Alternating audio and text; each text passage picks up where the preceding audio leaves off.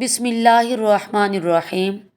حضرت عبداللہ بن عمر رضی اللہ تعالیٰ عنہ فرماتے ہیں کہ رسول اللہ صلی اللہ علیہ وسلم نے ارشاد فرمایا، تمہارے اندر ایمان پرانے کپڑے کی طرح بسیدہ ہوتا رہتا ہے، اس لیے اللہ تعالیٰ سے اپنے دلوں میں ایمان تازہ رہنے کی دعا کیا کرو۔ مستدرک امام حاکم، حدیث نمبر 5۔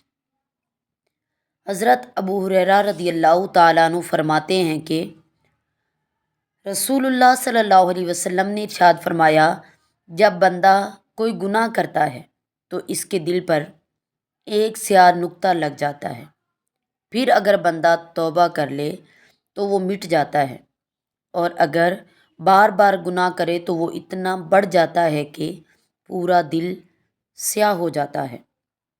مستدرک امام حاکم، حدیث نمبر 6۔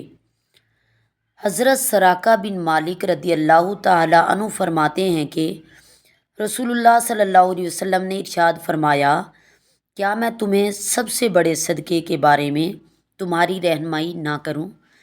تیرے لیے سب سے بڑا صدقہ تیری وہ بیٹی ہے جو شادی کے بعد شوہر کے فوت ہو جانے یا طلاق دینے کی وجہ سے واپس تیرے پاس آ گئی ہو، تیرے سوا اس کا کوئی سہارا نہ ہو۔